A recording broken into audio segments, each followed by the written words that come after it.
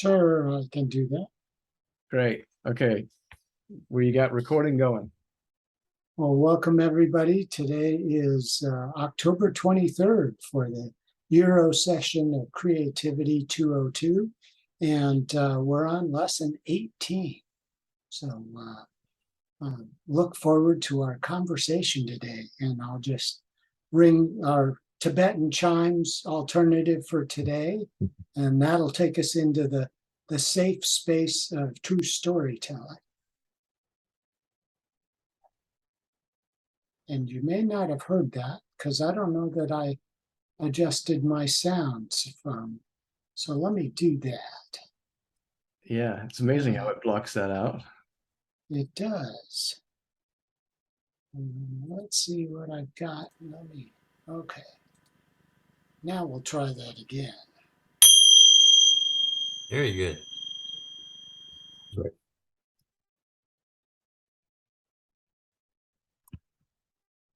Okay, Sanal. So I will go first because I love conflict. No, I don't. Right, so I enjoyed the story as always. As always, she says. But no, I enjoyed the story this time, and I'm going to talk about Brexit. So two different things here, and I'll try and keep this brief. I'm very tempted to put a timer on my phone just to reel me in a little bit because I go on, which I might do actually. So bear with me. I'm going to put a timer on. I'm going maximum 12 minutes. I'll talk at pace. It's a new challenge for me. See if I can get this out.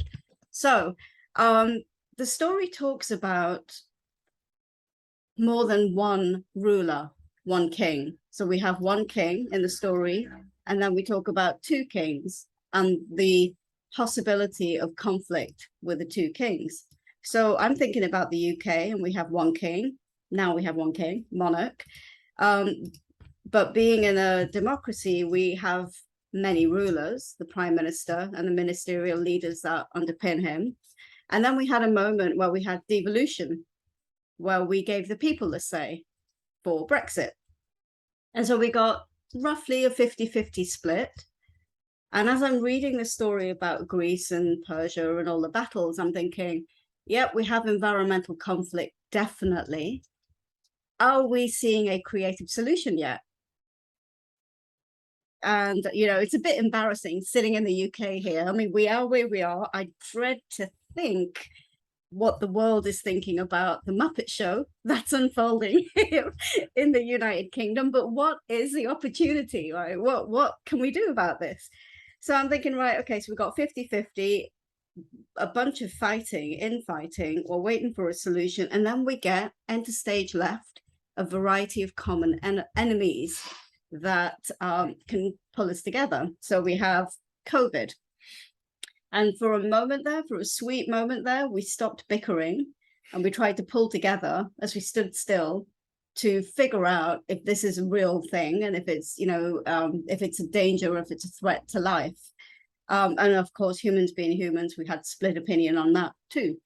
And then we have, you know, the Russian sentiment that's going on with everything that's going on with Russia and Ukraine. That's also pulling the UK together because it's somebody other than us that we can debate about. And then my head goes off to sci-fi and I think about V, or War of the Worlds. I mean, why don't we get the UFOs in different spaces in the sky, in the world, where we can all pull together as humanity and come up with a creative solution to, you know, fix the problem, whatever the problem might be. But humans being humans, all I think to myself is, well, there's conflict, whether it's inside or amongst us. And whether it be COVID, Russians, or V, the aliens invading, we're going to find a way of departing, because I don't know why we do it, but we do. So then I'm continue reading Ken's lesson, and I'm thinking about, there's a statement in there. Oh, actually, what am I thinking about? I'm thinking about being a hippie chick. Why can't we just get along? Like, why do we have to have conflict to be creative? And I'm like, okay, well, be open-minded. if everybody's lovey-dovey and everybody's supportive and collaborative, and you have human nature in the equation, there's a danger of groupthink, where we all just start agreeing with each other for the sake of agreeing with each other. And you can get a little bit of complacency and a little bit of laziness, and one or two people will be doing the work, and we all kind of live happy and floppily. So I'm like, okay, so a little bit of tension might make sense, but I'm not so sure about the devolutionary state, because somehow along the way it's got to pull together. So then I think, well, let me look at the potential solutions. And in the story that we read, you've got goddess of strife. Really? I was like, shit, a goddess of strife. Well, it talks about strife being a positive characteristic. So you get stress and you get eustress. So why not strife, bad strife and positive strife? And I'm looking at there were 3 bullet points. One said, well, the left brain can't physically consume the right side of the brain. So, take comfort in that conflict. I'm like, really, is this true? And neuroscience being neuroscience, I'm sure in the future, somebody somewhere is going to put some nodes on someone's head and find that there's been some kind of like parasitic fighting going on inside the brain. But regardless, the bodily environment falls apart with the cortisol going nuts and the adrenal glands depleting and creating a healthy environment that just kills a host. So I'm like, okay, I'm not sure about that. So let's go to the second one, which is about the collaboration, which is what we talked about. But as I'm kind of going off in these tangents, I'm thinking, really, the driving question is, where's the trade? Where's the opportunity? And how do we come up with a creative solution, fundamentally, no matter what the politics or any of it? So we start to think back to Brexit, and we're like, well, there was a really cool phrase that a gentleman came up with. I'm going to look up his name as I'm talking to you. And his quote, what was his name? Sir, where is it? Come on, They're in the purple. Sure. It's in the purple, but he's got a full title. Sir Thomas George Barnett Cox. He was a British civil servant, and he worked as a clerk in Parliament between 1907 to 1989. And I feel for this guy. That's a long time. That's a long time, right? And I feel for him because he was a civil servant working as a clerk. Imagine if you've seen parliamentary debates, they're all in this little room, tiny little room, conflict all the time. And he's there recording it all. And he says that a committee is a cul-de-sac down which, thank you, can't read my handwriting, down which ideas are lured and slowly strangled. So, and that was a quote that's like repeated a number of times, but that was his like lesson from sitting in Parliament. And he's thinking the more people involved, the less gets done and the more we bicker. So then we move into the argument against being part of Europe, whichever side you're sitting on, I'm not going to tell you which side I'm on, but whichever side you're sitting on, there are regulations. So Brexit, and then I think about the UK, and then we chatted, didn't we? We were like, well, where's the opportunity for the UK now? Because we are where we are and we're separate. So the financial services form 12% of the GDP in this country. And being part of Europe, we were under a lot of European regulation when it came to the financial industry. So what if we took control, took some charge of our financial services here and harnessed the diversity that exists in the UK and did a bit of a, I don't know what the phrase is, but it's when you hoover up talent. When you hoover up talent and start recruiting really bright people, like as happened after wars in World War II, and you were talking about Damascus and what have you. So, deregulate a little bit, harness and improve the financial services, make it easier to compete on the global platform once again as a financial services offering, And what was the other thing that we were thinking? Make a bunch of money for yourselves as as a country. But there's also crypto. So listening to Jeff the other day at the STA, crypto is massively regulated in the United States. It's very difficult comparative to the UK to get involved with it. Whereas the UK has embraced it, and the technology, which I'm sure you'll talk about, is much more advanced than the creaking technology that we have for the exchanges in the current monetary system. Opportunity creation, why not? So they were kind of the things I was thinking about what could come out of conflict. So then I did say Brexit. I'm going to see how many minutes. I've got 3 minutes.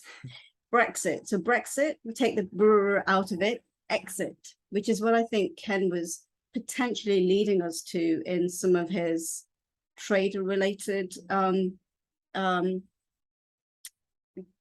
questions, examples.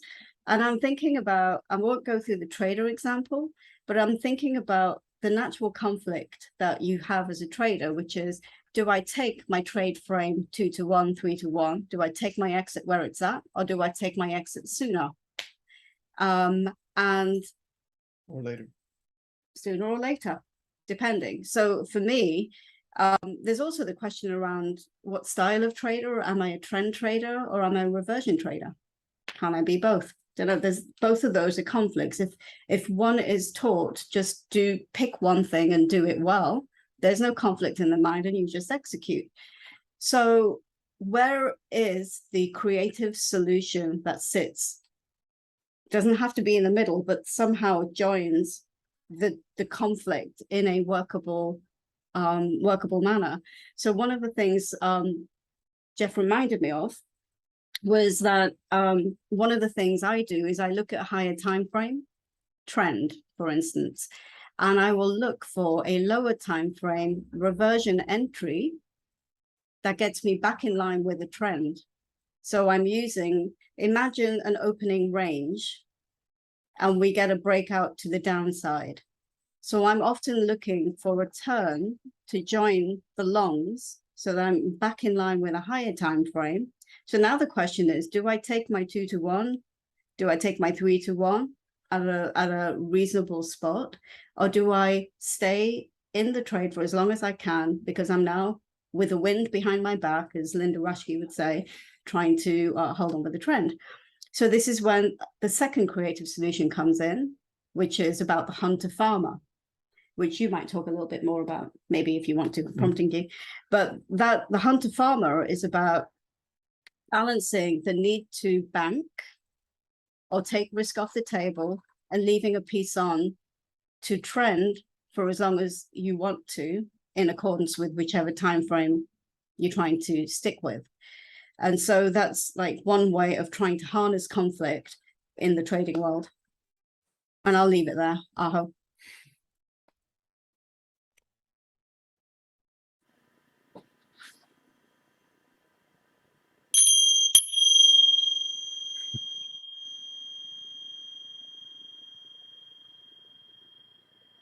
Maybe I can go and continue on where Sona left off a little bit, because we were having this conversation earlier, and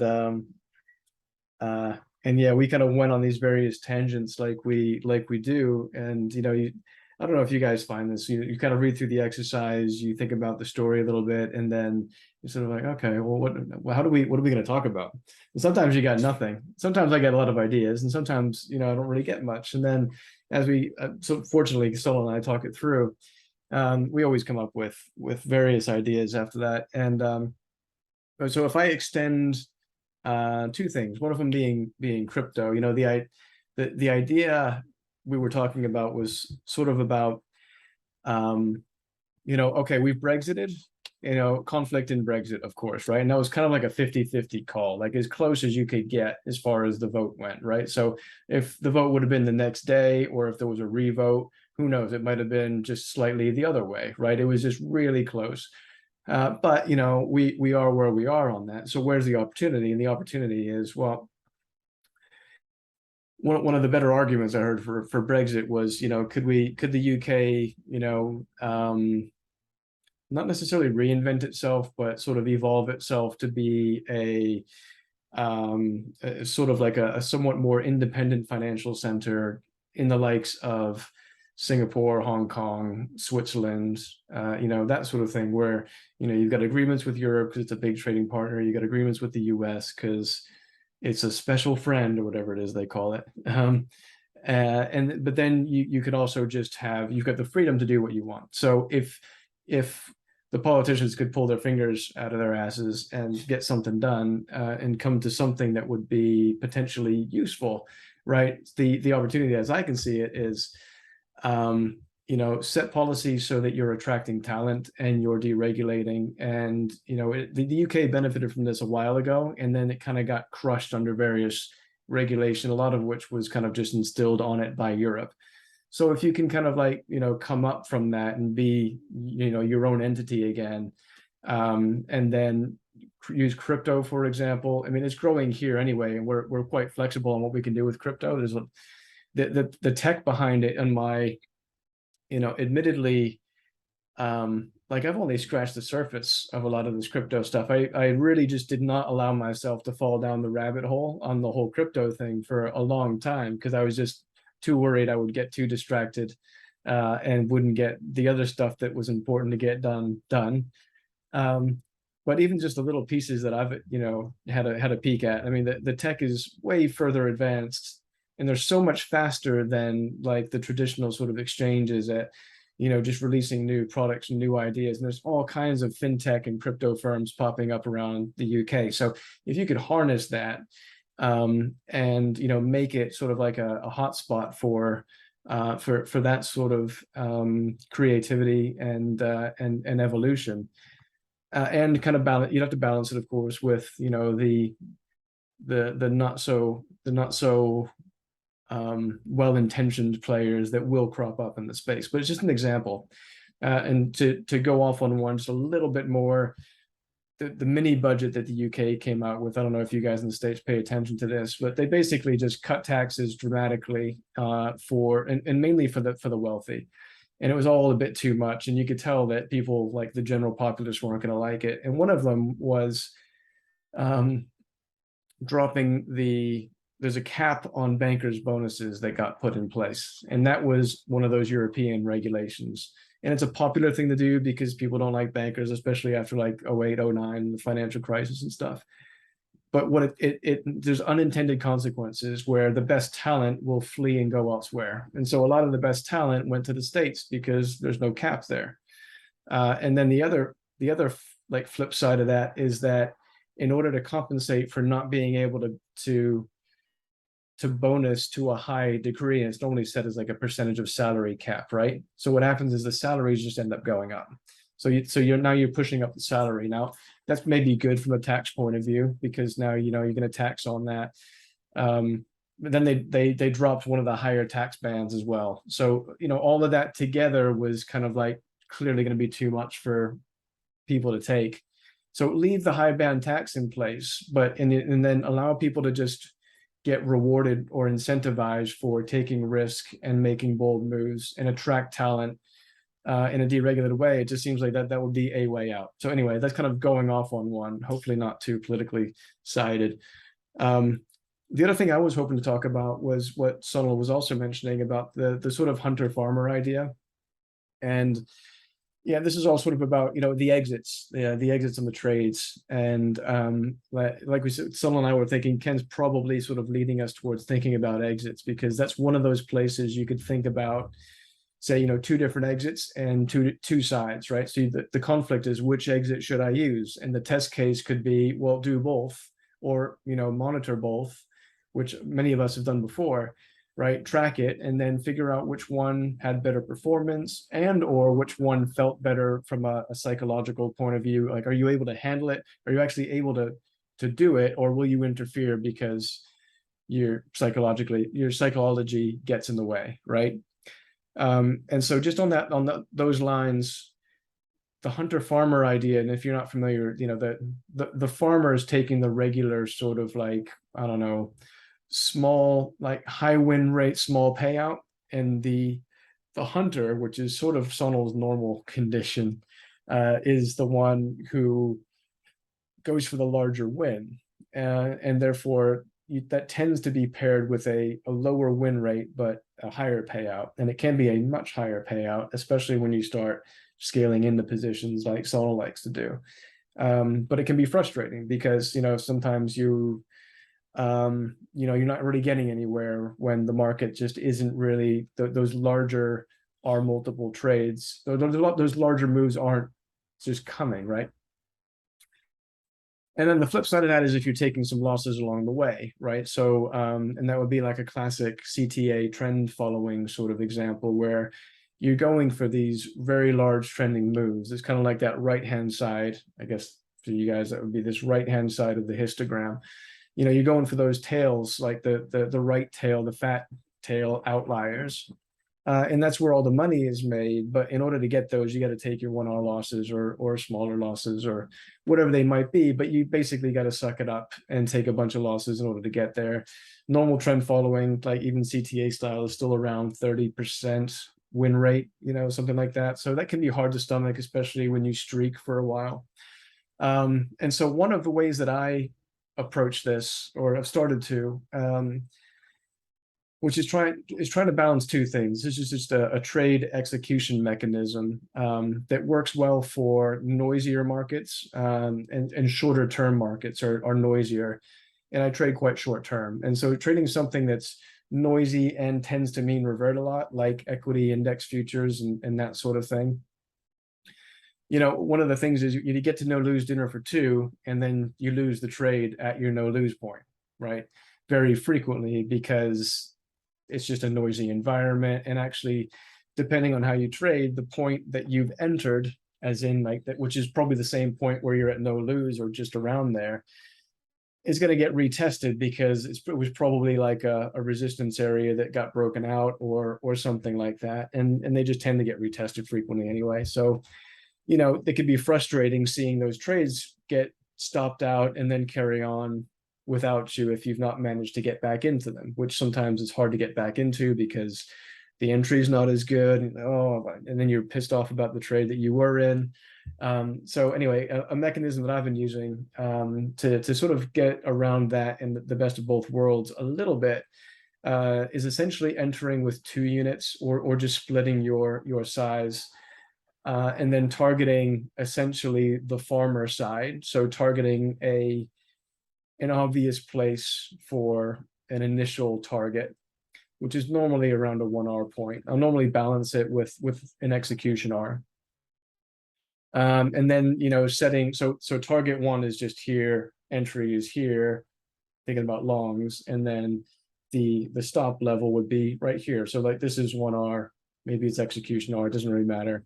And then I'm targeting 1R-ish for the first target. And then, I want that to be an obvious place on the chart that, we should get there, and we should get there frequently. And I want that to be a high win rate, at least to target 1.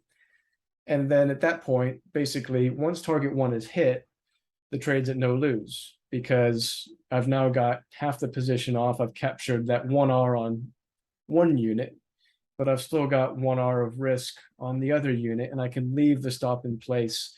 So I don't have to worry about getting tagged out at that no lose dinner for 2. And now I've got the open position, which can go for as long as I can handle it.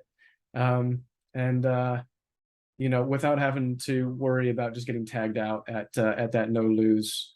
Because if it does hit the original stop, I mean, there's probably a reason why the original stop is there. If it does hit that, the trade clearly didn't work. And I can be less upset about that. Then it becomes either the science experiment that Ken talks about, or a different trailing mechanism that I'm using, or a target, a larger target that I had in place, or it can kind of free me up to look for the next scaling in position where I can either enter with another 1 unit, the one that I just closed, or possibly another 2 unit again, and get the whole thing back to break even and just kind of scale the whole thing in and go for that bigger win when everything kind of lines up. And so it's like that mean reversion back in line with trend, and then hopefully we just go to the moon, right? So anyway, that's I'll stop there. That was about what we were thinking about today. I hope.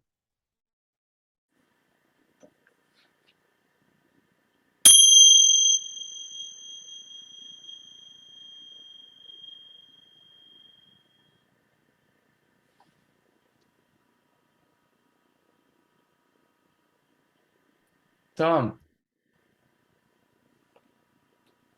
You want to go, Tom? He was holding his stick up. I'm sorry, I Oh, misunderstood. I didn't. Yeah. I thought you were saying you wanted to go. No, I I didn't was mean to put- I I was didn't mean to holding it up to see if anyone else wanted to jump I'll in. go. Tom one will go. Forced into it. Thanks. No conflict here. All right.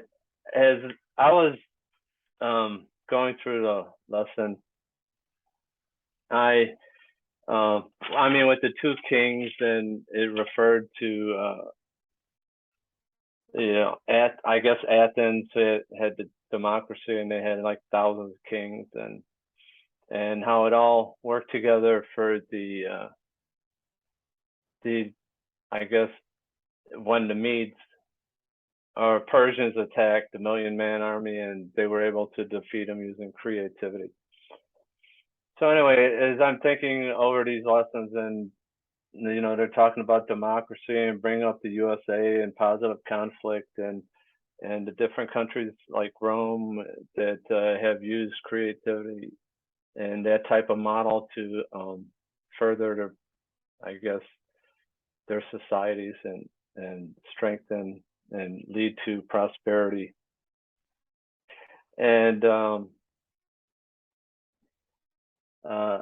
I mean, I saw it, and yeah, I referred to us nowadays and the way it seems to me like it's like, and I think they did. He mentioned melting down or something, a melt or a melt up. I look at it as a melt up into a peak, where you got the one king that decrees, like the Persians, they had one king and everybody followed the king's order, and there was no disagreement, and they just said there was no creativity able to be developed, or it was suppressed. So yeah, I mean, I don't like to get so political, but I mean, to me, I mean, there's good conflict and bad conflict, and when they bring up the bad conflict, which is war and death and violence, and then the good conflict, you look in the good to others, like the society, the carpenter against the carpenter, and and people making their businesses and to compete against other businesses and build up the society and have a constructive type of creativity.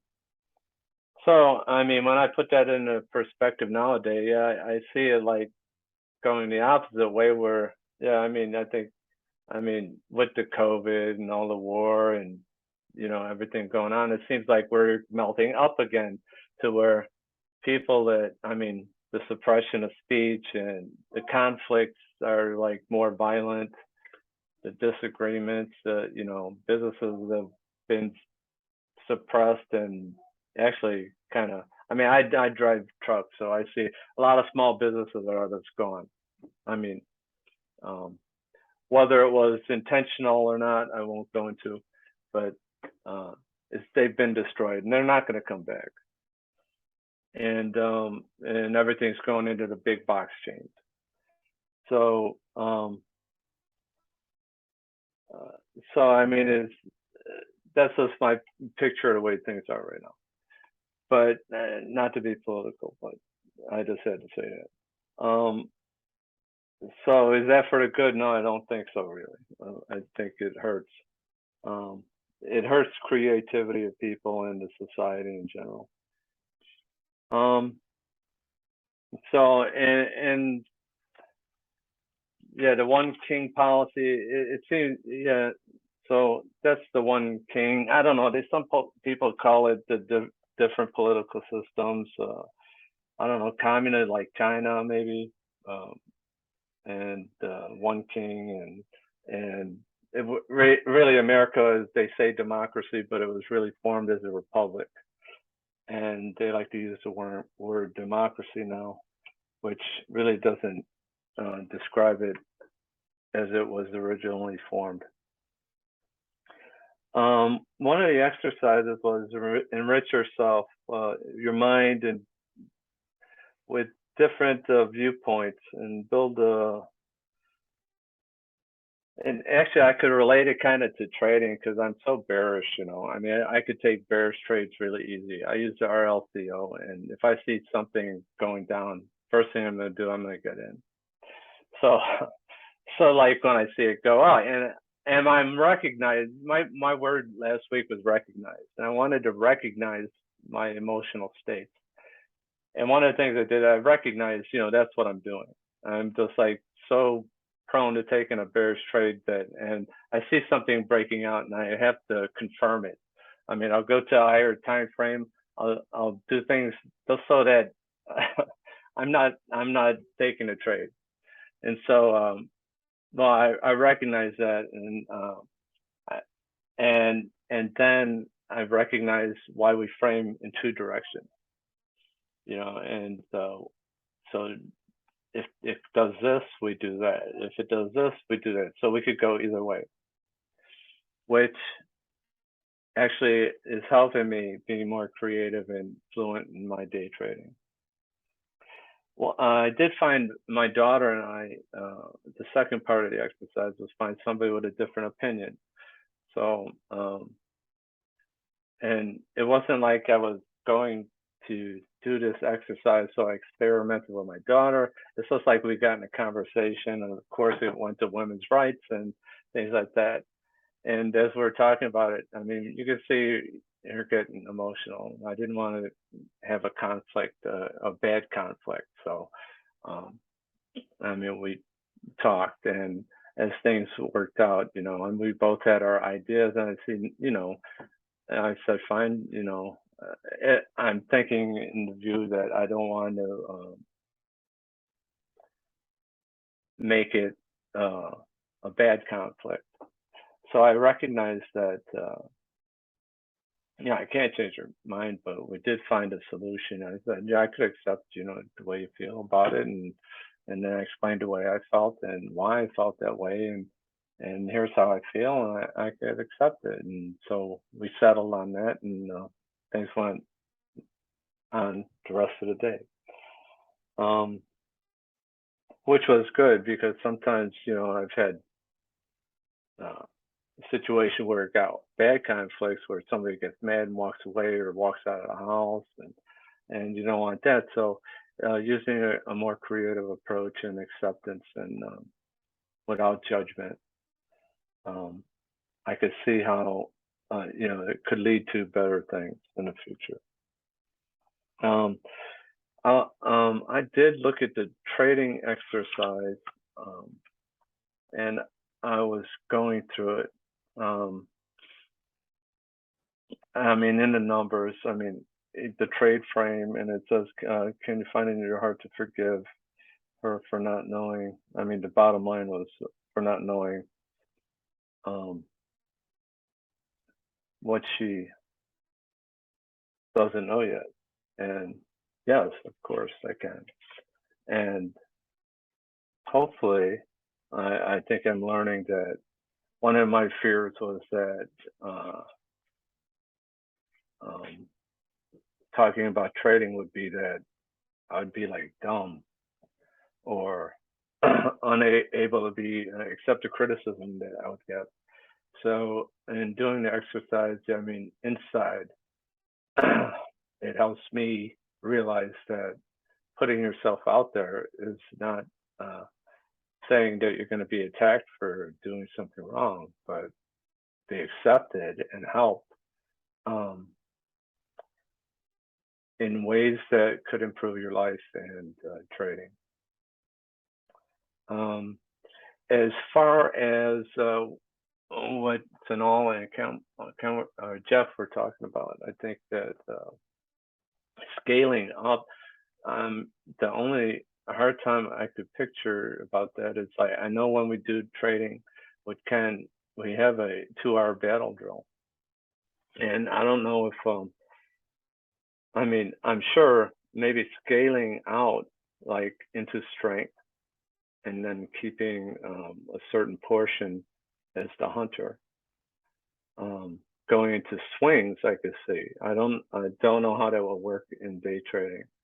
Because I like to scale. I mean, I heard of scaling out, but I don't know if this, how it would work, like when you're adding on and you're going for full profits, I guess, in day, and then if you can convert it to swing, that's fine. But in the environment we have, where it's kind of cash environment, I mean, there's a lot of risk. But if it's market money, then being the hunter and getting next day gap in the open, being willing to say, okay, I got a good open, and look at increase my profits, and then at that time with a good opening and seeing a reversal, then taking your profit would be enhancement. That'd be like a hunter getting a shot the next morning without risk. So that's where I'm at. I hope.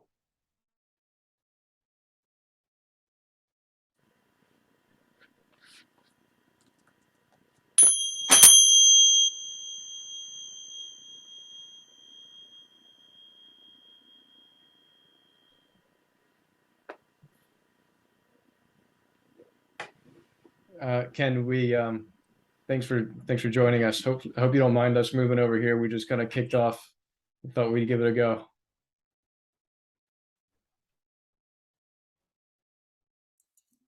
Yeah, I'd say carry on all the way through. You're doing great. I'll add on the last one. Carry on.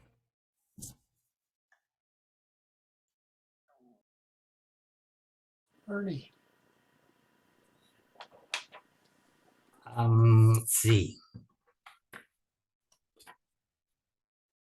I'm going to start with exercise 2. Well, I wanted to tell you, I think there was something on CBS this morning, their Sunday morning program. They had something about a comedian. His name is Fluffy. And he's not, I don't really know about him. It was very interesting, but apparently he's very, very popular. And he said he's not a divisive comedian. He avoids conflict, I guess, because he stays away from talking about sex, religion, and politics, but he talks about food. So everybody eats food, so that was pretty good. And he said, but maybe except for vegans. So I thought that was pretty appropriate. We're getting ready to get into our session about conflict. And and I wanted to tell you about exercise 2, that I met someone in college, very different perspective, that and I have to admit that the perspective, I took issues with a lot of things with it. Well, I wound up marrying that person. And so we've been resolving our conflicts for 52 years. So it's been a great experience, and she's been my rock and has helped me. And we do differ on a lot of things, but it's been good. So I have a problem with inner conflict. And it's one of my problems with investing, but it's a problem with my life too. And for example, I love to read. I love, I have lots of interests, and I see a lot of books that I want to read. And my Kindle has a ton of books on there that I buy, and I just accumulate them. So it's not that I'm reading them; I'm just collecting them. So I don't. So now it's like I have so many that I don't know which one to read first. And before I even start to read that one, I found another one that I want. So I'm always dealing with things like that. I've got to focusing is a problem for me, I suppose. And but the inner conflict has also bled into the way I invest. I started out investing with options. That was stupid, but the bad thing is that I was doing pretty good with it. And so I just kept getting bigger and bigger. And that was like, years ago. And I shared with you that it finally caught up with me in 2008 and got into a lot of trouble. And so the thing that I've really been working on is creating my rules. And it's one of my worst things about me that I really don't like. And I've really been working on it. When I think it's one of the things that coming in with Tortoise Capital that I've really found my rules and learning to how important those rules are. And but I have to learn to stop breaking them. You know, basically, you know, you set a 1 hour loss, and you know what that is, and the price hits that level. I know that I'm supposed to sell it, but now all of a sudden I feel the environment's changed, and so now I want to change my rule. And I've really learned how important it is to create the rules, follow those rules, and it's I'm really I've learned a lot in the last few years being part of Ken's program, and so I'm so grateful. I saw one of the things in Ken's exercises. He said that we rise to the level of our competition, and I guess I avoid competition in a way. It's actually I'm avoiding conflict, and I viewed competition as being conflict, and it's not. But I suppose that's what my problem is. But I do know that what I've learned, or what I do, is I try to compete with myself. I'm looking to beat yesterday's me, and I have an advantage because I know that I know yesterday's me very well. And I can make tomorrow's me even better. I can make that person be better than both yesterday's me and today's me. So I really have kind of taken that approach that I am going to compete with myself and be a better person today and tomorrow. I can't. Yesterday is yesterday. I can't do anything about that, but I can do something today and make tomorrow better, and I can compete with that. And I really have found that to be effective for me. That taking that approach. So it's the whole thing has been the who knew creativity was going to be such a big thing for my investment life. I've been very surprised and very grateful for that. So it was a good lesson, and as all of them have been. And I am trying to harness that inner conflict that I have, and learn from everyone. And I just I do want to make tomorrow's me be a better me. So aho.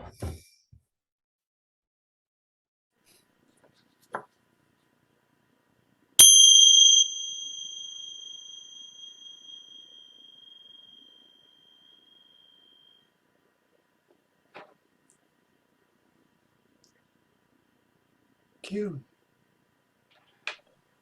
I think the bell ringer or the gong ringer goes, I guess, the privilege of bringing us to a close. So I'll step in right here. So hello, everyone. Yeah, it's going to be a random walk today. Actually, I just want to touch on, I'm not sure if I'm supposed to comment, but so Sonal was talking about common enemy to bring us together, and what that reminded me was actually it's a movie, used to be a comic called Watchmen. I don't know if you heard of it, and in fact the plot is exactly that, which is quite phenomenal. Great story, that one. So yeah, it's this is a interesting topic for me because I have conflict avoidance tendencies. So hearing that conflict can be actually productive is very useful, and I actually learned that over many years. So yeah, and exercise 1 was like identify an action that you're of two minds about. So this morning I was trying to decide whether I should do the lesson or go out and do some shooting. I mean like photography. So that was the lesson. So I decided kind of, how do I, commit to both actions. In fact, so what I did was I actually did some of it of the lesson, and then I decided I'll go out.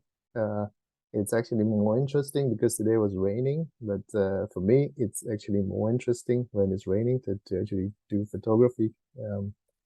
But by the time I got out, it actually stopped raining. So anyway, that was that. So that was exercise 1. Exercise 2, I'm not going to talk about because we've already had politics, and my exercise would have been about religion. I think that would be too much for the lesson, but I have other things to talk about. So my kind of story and the lesson is what I got out of it was there was a part in the story which was about key to maximizing productive yield, and there were 3 points to it, right? Enriching your mind with competing viewpoints, and then building strong emotional bonds with the people in your creative team, and then lastly establishing a shared narrative, which actually is the so now your point about common enemy, I guess, although you can have a common friend, I suppose. So my story is about, so I started, my work in progress is actually started to learn and study Ken's systems and strategies. So I'm like 3-4 weeks into it.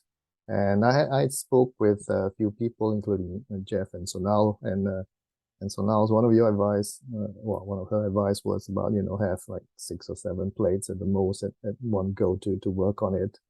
And this week, what I learned was actually, instead of 6 or 7 plates, I have now micro plates. They're within the 6 and 7 plates, you have actually micro plates that I need to work on. Let me see. So the conflict, I guess, that I have is more an internal conflict. I think some of you talked about trading, so that really helps to frame this. So what my plan was, after I went in, I just thought I'll try a few things, and I like to, because I learn better when I actually am doing it for real, instead of paper trading. So I did a few trades. And, at one point I had like 3 losses in a row, and then I stopped and said, okay, maybe I need to reevaluate this. There was all kinds of emotions going on. And I thought, well, what I would do. So I assessed that, and I said, what my plan now is to study the patterns properly, do bar by bar training, and then paper trade to kind of internalize all this stuff. And then, but every day I would have to set up my charts and things like that to get ready. And then what happens on Friday is the minute I see the pattern, I just went in for real again. Never mind about all this training. So, so that's something I guess I need to be aware of, and maybe that's the way I learn. So that's like a micro. Well, okay, that's not the microplate thing, but that's one of the internal conflicts. So just study that and see how to handle it and risk manage properly. I think the other conflict I get when I've started this trading and trying is I have a kind of play it safe part, and then I have a go for it part. The play it safe would kind of tally the P&L as profit and loss as I make my trades, and whether I lose or I'm ahead or behind, it would come and say, if I'm behind, it would say, hey man, maybe it's time you kind of just hang back, stop, and don't do any more. And if I'm ahead, it will say, hey, you're ahead, so take the profits, feel good, so you don't go feeling bad. And I guess the thing that I need to do is to keep firing. I think it was on one of the lessons on the podcast from one of the students. It was to keep firing. So then I set my objective was, okay, I need to just keep firing. I need to do 5 trades at least a day, and forget about all the other things that's going on in my head. Anyway, so that's kind of the conflict that I have, and how I guess my story for this week. And yeah, and I guess the other thing where I have conflicts and similar to Ernie is actually with my wife. Actually, it's a good thing. I realize we've had many conflicts and many arguments, but what we've kind of overcome it, forgive, and then they normally end up quite constructive because we would have something coming out of it that we got to work on. So my wife is a Egyptian Coptic Catholic. And so there's, firstly, there's cultural differences. I'm kind of Malaysian Chinese, and we're like nuanced, we're more subtle. We've got this concept of phase going on. And whereas for an Egyptian, they're more direct, they're more open, and they're the kind who are, you shout and have it out, and then after that, it's fine. It's you gotta. And then there's obviously the religious side, which I'm Protestant and she's Catholic. So anyway, it's actually very interesting. And it's helped me a tremendous amount to be married to a Catholic and to kind of work through differences. I mean, there's a lot of commonality. Of course, it's the same faith in a way, but there's also a lot of differences. But that's really actually helped me throughout the years. And then there's the other conflict is in personality and outlook. I'm more the look before you leap kind. Do your research first, sometimes to an overwhelming degree. And she's the, ready, fire, then aim. And then she would say, yeah, let's do it. Leave it all to God. And I'm like, no, we can't, So, but I think I've gotten better, partly because of doing Van Tarp's courses and also her help. And she's like, oh, well, there you go. She keeps telling me, see, I keep telling you, should just listen to me. But anyway, so I think the conflict is good, and we've kind of this constructive things that's come out of that particular conflict. Oh, in summary, I guess, I see this as, the cycles of construction and destruction, like any creative process. I hope.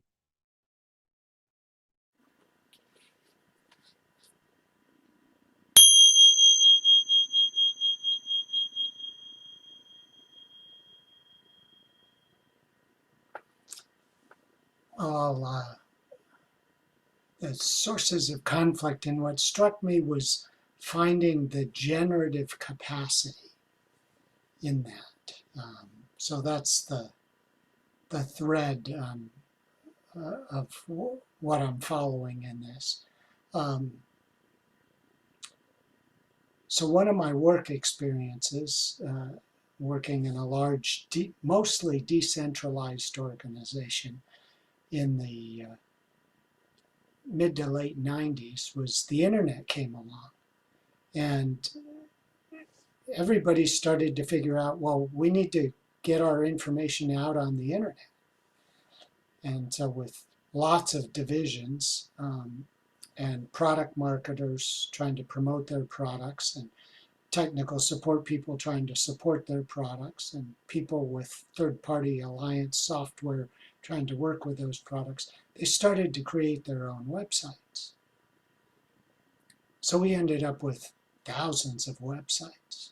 And then the customer got a little upset because they couldn't find stuff for the company. They didn't have a way to come in and find all this content. So we had this set of content creators creating their content and thinking they needed to have their own website to do it. And we had customers trying to find it and access it in a meaningful way, struggling and upset with our CEO about what the heck are you doing?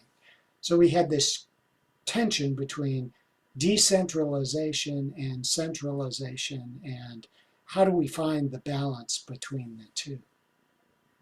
And so we had to begin to take charge of that in a meaningful way.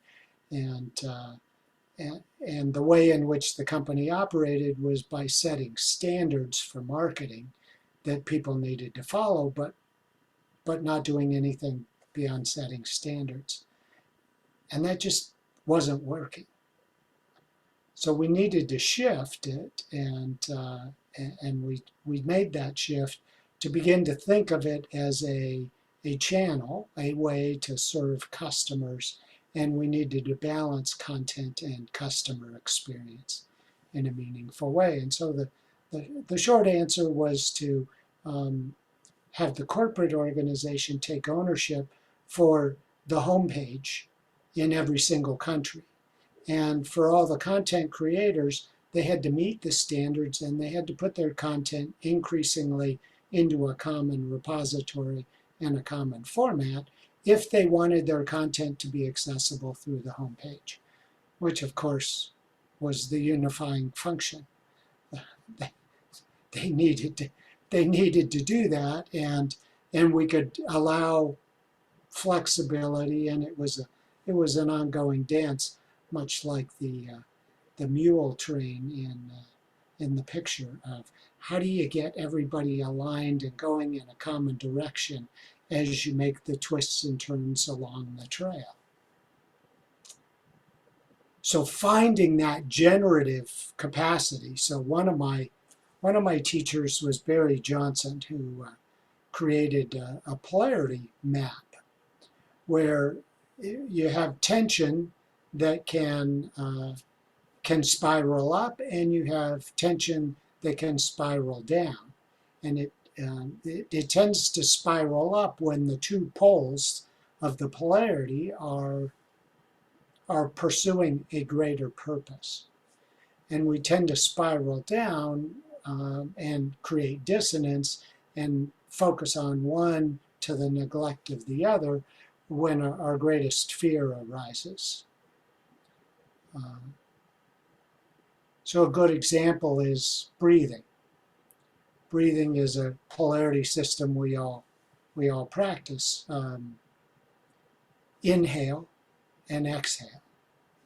So if we try to inhale and just keep inhaling and just keep inhaling, we reach a capacity. And fortunately, our body takes over and forces us to exhale. And if we exhale, to the extent we reach a capacity and we have to take a breath. So a great example of this generative capacity, which when I hyperventilate, because I'm fearful, I can pass out, and fortunately my body will reset and take back over and bring me back into a generative state. Or I can, when I get fearful, I can just breathe up in my upper chest and throat and not get much air, and my body begins to have a lack of oxygen, and I need to adjust.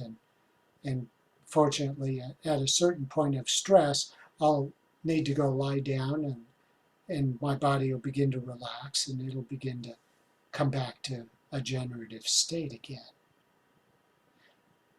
So I find that useful as a metaphor to just say, well, so that forces of conflict exist within me physiologically, constantly creating tension, and it's when I can let go of the fear.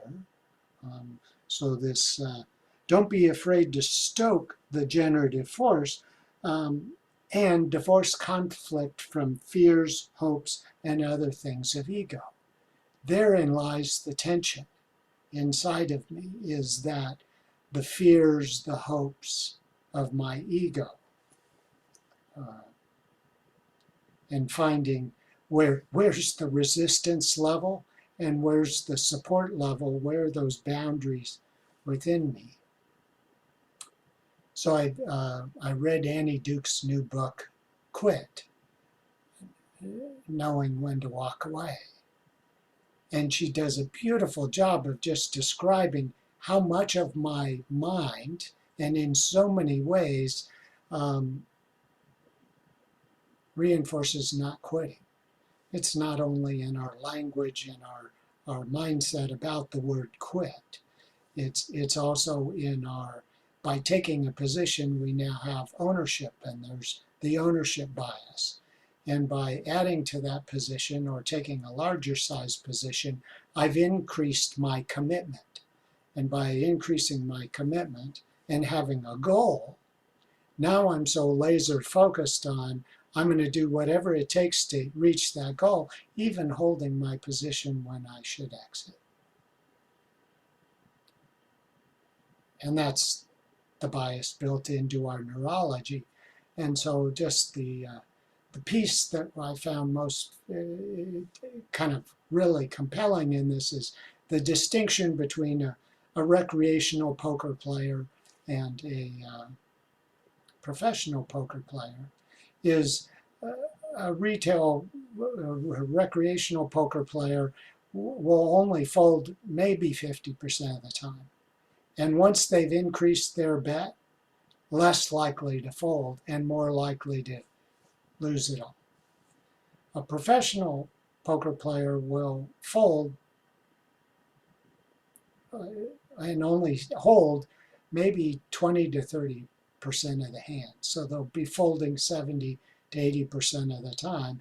And she said, and I never always followed what I knew. Because the always, I could get hooked. And it was a matter of catching myself soon enough that I didn't lose it all.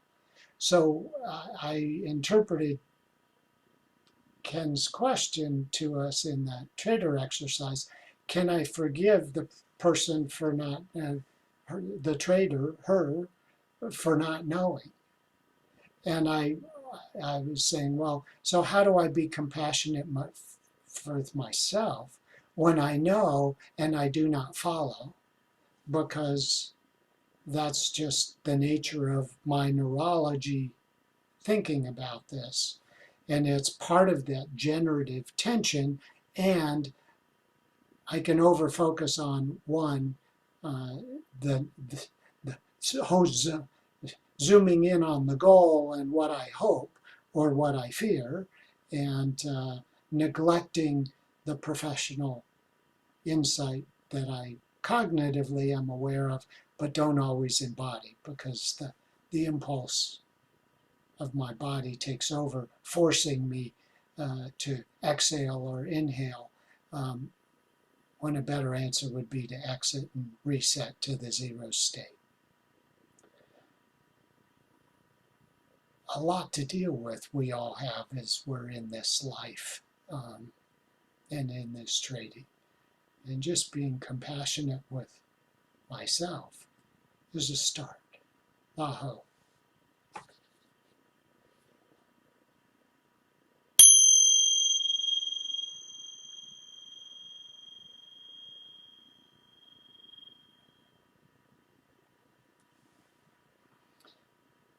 And the floor is yours, Ken.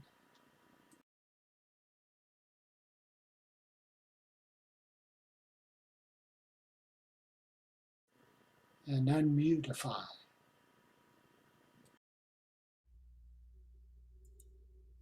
Yeah, good morning. Apparently, I really needed to sleep through my alarm.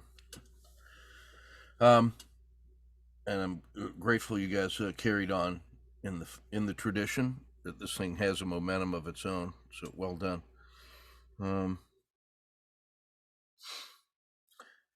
I was thinking about the word conflict and how different I think about these topics I'll talk about when I say tension.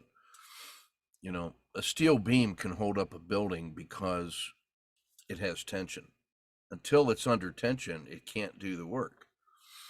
And so how much tension it has before it permanently deforms is the tensile strength of the beam. So the steel is actually flexible and will recover its shape until it goes beyond the point of deformation. So tension is central in there too. You know, Charles Atlas's course on building strength was built on dynamic tension and isometrics. In the courtroom, justice is uncovered as a result of the tension between the prosecutor and the defense. And there's an important distinction between truth and justice in the courtroom, where they're not trying to find the truth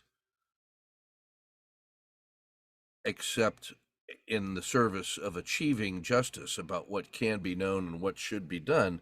There's an extra piece in there where truth is involved, but it's really blind justice with the scale and weighing and measuring and achieving an equilibrium that satisfies the law and the people and the needs of the moment.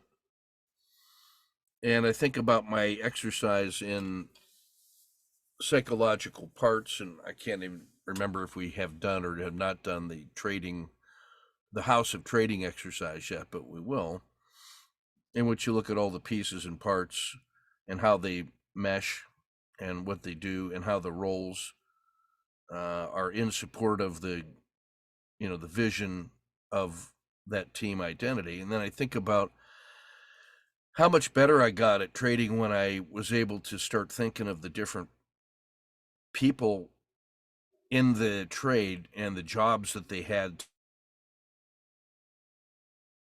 to do, and learning to adopt that perspective to do that job and only that job, knowing that the chief of staff is going to keep things running. So the visionary to have an idea, the draftsman to start, an artist to start turning that into shape, the architect to design the blueprint, the resourcer to get the stuff, the general contractor hiring all the people to do the work and manage the project, the scout who finds the setup, the young bold trader who walks point to get the entry, the fireman who comes in and saves the day by getting us to no lose plus dinner for two, no matter what else is happening, and then takes care of the chimp who is giving us early warning when walking through danger, but we don't let the chimp drive or decide which way we're going to go.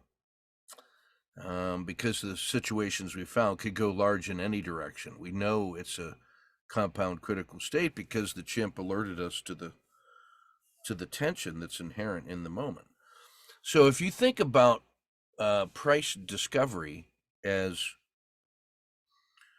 what happens when buyers and sellers and their intentions are meeting in that open market, and it gets into a sideways channel, you're seeing the tension of the buyers and sellers. And then when one side quits, the movement happens, or somebody new from the outside just comes in and starts chasing it. But when it's under tension, and who's all in, who ain't leaving the fight, well, that one wins because the other one stops selling because they got their, and then you get a sharp move the other.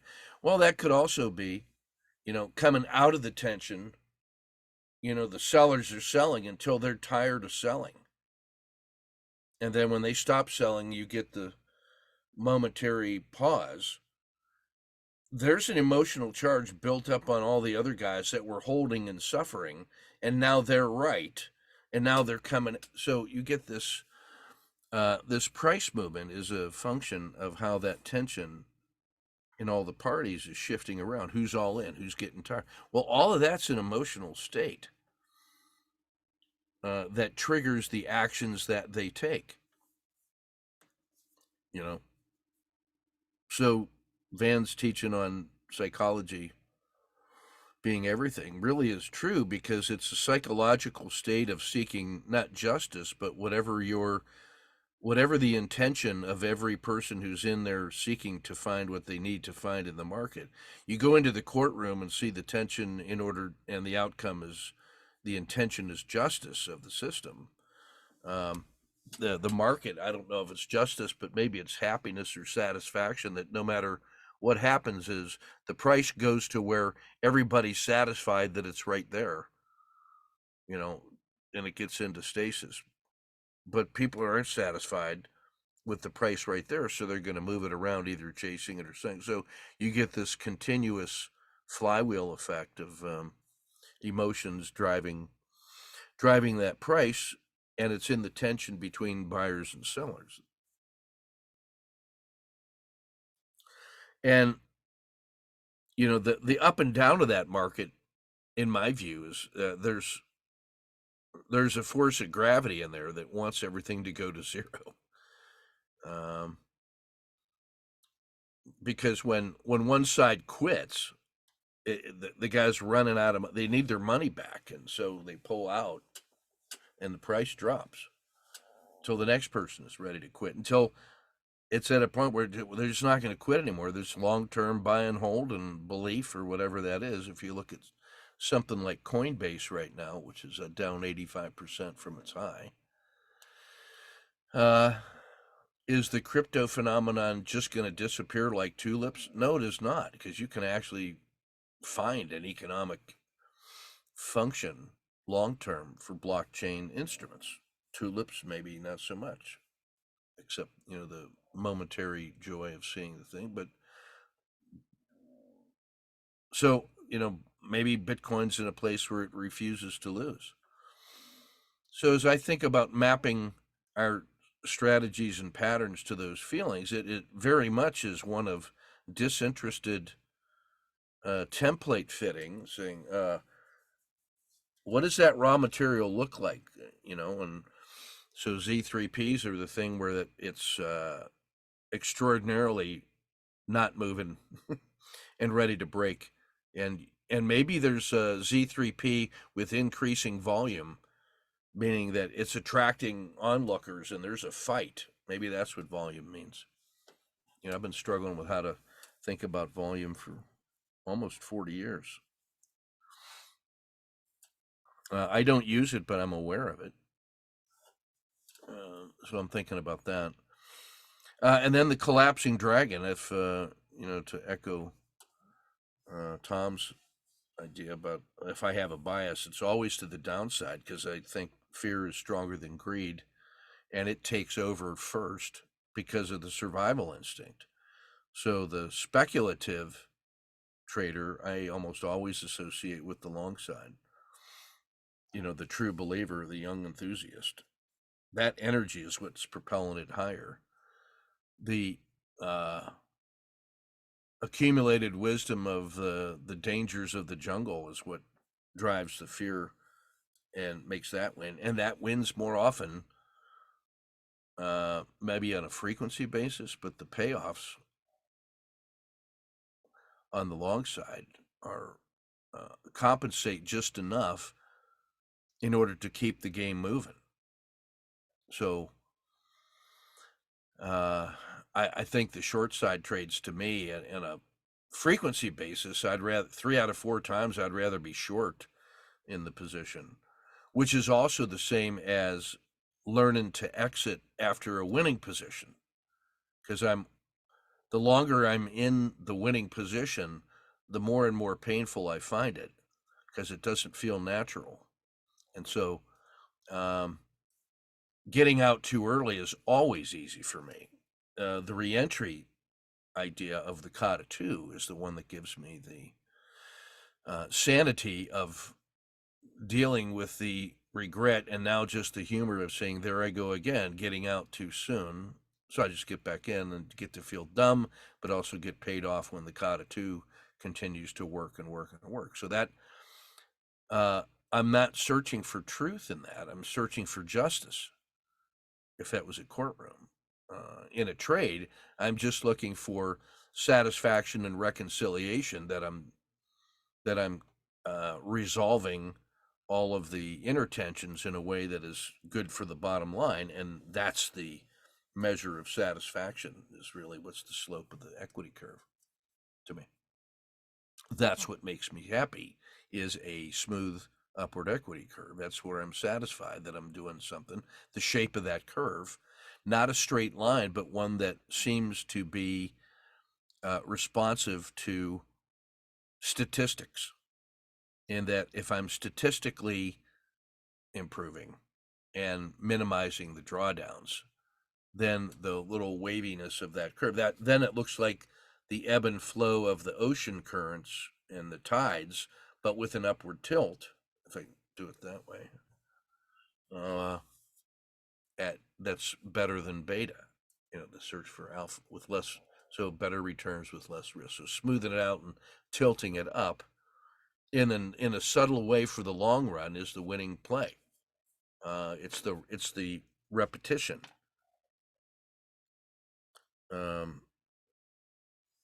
So that's what I think about the conflict and all that, and tension is that that's the essential human drama that's in the market. Why I think the psychology of this is so important, and see, most of the exercises in the trading side of this course were really designed around moments of, for me, profound psychological insights about the nature of markets, and stories of survival. That to me is kind of the takeaway is, what is the story of survival that you tell? So far, so good. And pretty soon, as you start accumulating stories of survival, you find out what is it that generates the survival instinct that contends with the hopeful instinct of seeking the land of milk and honey. That's where the tension is the survival instinct. The survival instinct is strong in us, and so that's where I think the other side of the trade comes from. And I'm trying to strengthen that instinct through good practice. While you can't not take the journey, because you're going to run out of food inside your little fortress, except what happens to jump over the wall to feed you or what somebody else brings to you. So the survival instinct is not just pain avoidance, but it is pain endurance, on a journey of discovery to finding sustainment and nourishment. So those are the things that I contend with. And Tom, as usual, sniff out the double secret hidden meaning of can you forgive the person for what they don't know yet, for not knowing? Well, yeah, of course, because we're not, I almost said assholes. That would be improper. We're not bad people. But can we forgive the inner person who's representing that trader that has to take the action because they know that there's a survival instinct driving them to do this, to discover the rules that allow them to proceed? So, my word for this week will probably be survival. So, thanks for listening. Aho.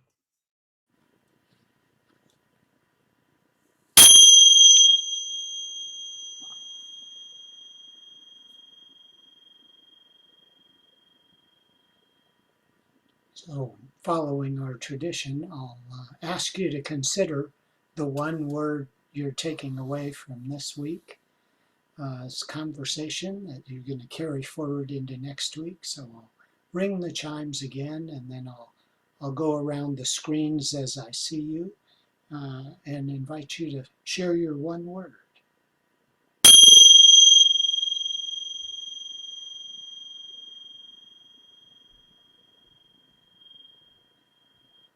I'll start with Sanal. Go. Shift. And Jeff.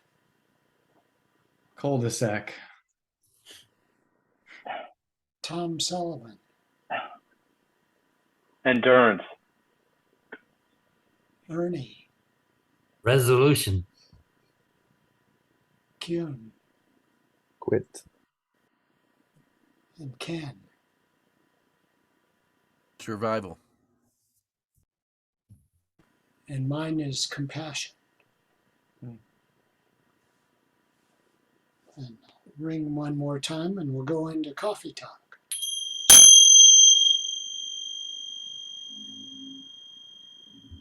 Tom Hardison, I want to thank you for the book idea from Annie Dukes. And now I got another Kindle. I'm gonna another addition to my Kindle.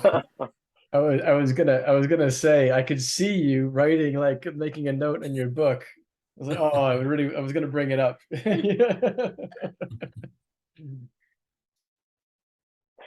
Brilliant. You're welcome, Ernie. I wish you well choosing which to read. If I could, so yeah, just following up on that, I listened to a podcast with Annie Duke the other day, and you know, about the book, because she's sort of touring, you know, to raise publicity for it, and yeah, she makes some compelling arguments, and I've not read it yet, but now that Tom, that you've talked about it, I'll probably have to add that to the list as well. I think there'll be some interesting lessons in there, and Ernie, there was something else you were talking about that struck me with you know, well, in fact, a few of us have talked about it today, the avoidance of conflict, which I've certainly done, and then it's also that, you know, the side of conflict which is encouraging that competition, right? So it's that healthy competition for essentially making everybody better, and you know, keeping everybody sharp or sharpening the edge. And you made me think about Steve Wozniak, so the sort of co-founder, I think it was co-founder, one of the original founders of Apple, along with Steve Jobs.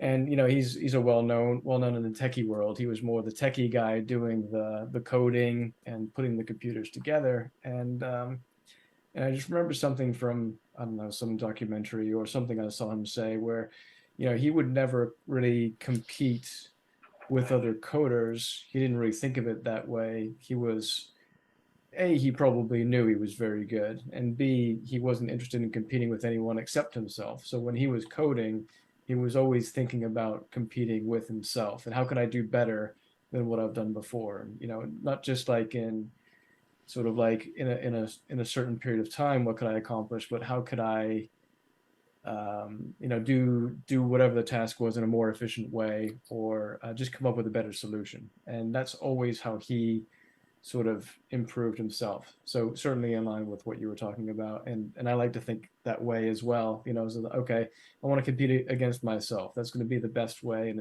it's nice to see what other people are doing. But ultimately, if I can compete with myself and do better than I did yesterday, then that's sort of like that road to constant improvement, really. So yeah, that just a few things that came up as you guys were talking today. Thanks. Okay.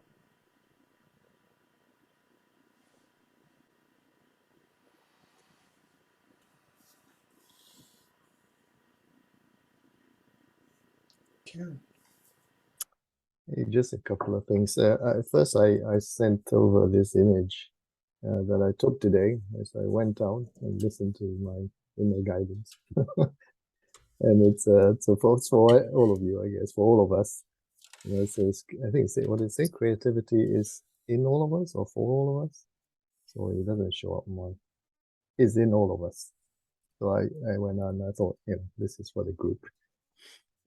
Secondly, if you don't mind, I don't have the emails of Tom and Ernie, and I'd like to kind of reach out to you guys, you know, as I do Ken's learning about Ken's stuff, and maybe do exercise too today. So if you don't mind, could you, if you're happy to, just type it in the chat box. Yeah, thank you. And yeah, great stuff today. Very interesting. I mean, conflict, would have thought can be creative and a great source of inspiration. But there you are. I hope.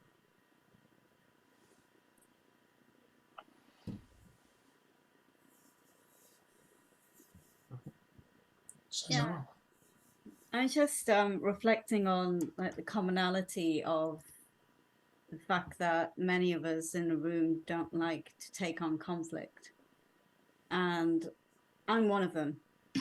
I mean, I'll stand up for myself, but I don't enjoy it, so I don't look for it. However, inside, it's constant conflict, constant, whether I'm reading or trading or thinking or planning or whatever. So this thing about being a better version of yourself,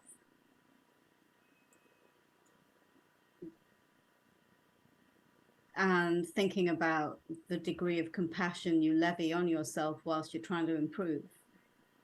I do wonder, I mean, it comes, I'll do it if I mindfully think about being kind to myself. But in actuality, when I'm going through the task of whatever I'm doing, there's that element of disciplining and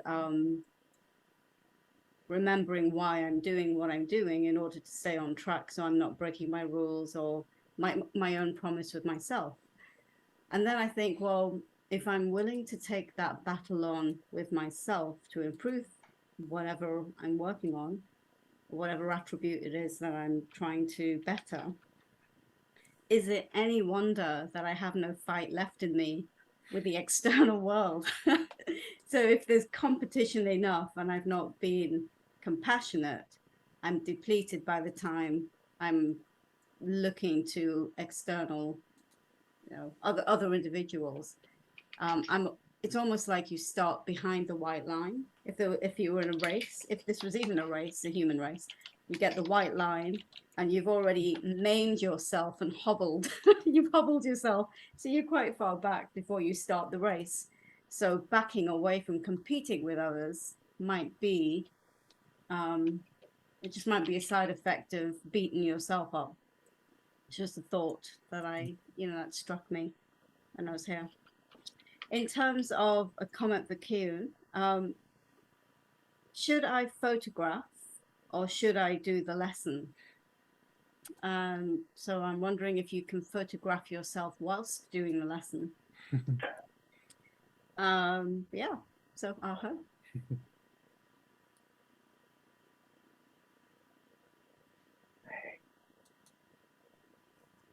Yeah, I had to decide. I thought the same way as Kuhn this morning. I was like, oh, should I do the lessons or should I go walk the dogs? Or I mean, I do lessons during the week also, but it was a rough week. I think because I read the lesson at the beginning of the week, and then during the week, I don't know. It seems like it ruminates in my mind. And so as I'm going along in the week and working and trading and sometimes I have to decide, should I say something, or I'm almost like apprehensive to say something because I don't want to create a conflict in conversation with others. But then sometimes I'm just being fearful. I step into your fear and say something, and then I think during and yesterday I was really tired. I mean, one of the things I do, I usually play some sports on the weekend in the morning, and one thing, I mean, I could relate it to trading in that rather than just playing the game to win, which of course you do, you play to win. But it's also making others better, and and to do it in a constructive way, so it's not like you're trying to tell them what they should do. It's more like like telling them things are doing good. So and I don't know, maybe throughout all the process during the week with all the thoughts going on and reflecting on creativity, it's made me really tired yesterday. So I kind of took the afternoon off and just tried to read. I was reading the book about fear. I forgot the name of it. It was recommended earlier in the course, but I kept dozing off in between paragraphs. But I could see how this course really helps me a lot. I hope.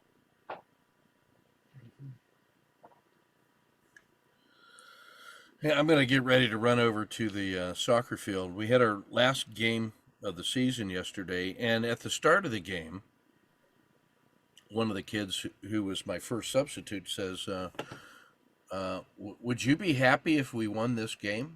And I said, I'd be happy if we played well and you had fun. I wouldn't mind winning as long as those other two conditions were true. And the other team didn't get a shot on goal. And Haley, who this tiny little skinny thing, scored a goal. She was in the right spot and scored a goal on a nice pass from the kid that scores all our goals, or most of them. He passed it to her and she scored. And man, as she ran off the field, I don't think her feet were touching the ground. So we're starting up we're continuing the Sunday soccer funnies over at the academy. So anybody, any age, any team can just come and play for 90 minutes. So get out in the sun a little bit. And the local high school just allowed us to use their gym during the winter. So we've got a place to play on Saturdays and Sundays. Boy, was that a relief. Mhm. Hey, I was going to say for Tom, I think your word was endurance. Endurance by Shackelford is a real human laboratory worth reading. And Ernie, it's worth collecting. Hate to do that to you, but if you were going to collect something, that'd be a pretty good one. Yeah. Uh-huh. I'm gonna Hey, check so it out too. who's doing the recording on this one? Yeah, we got it Can on you our send me side. the link, or Yeah, got that all sorted? Okay. I'll get it drop you a posted. Dropbox link or something. Yep. Thank you Works all. for me. And thank you, Jeff and Sanal, for creating a new environment for us today. Yeah. Thank you, Tom, for facilitating. Well, I needed some way to certify you guys. We're just a little conflict. I didn't know it was going to be today, but there you go. Yeah, no problem. Well, it just shows it was more important to do it. It was more important Yeah. to do it than to be led. So It was I great reflect seeing on how that. you all work together.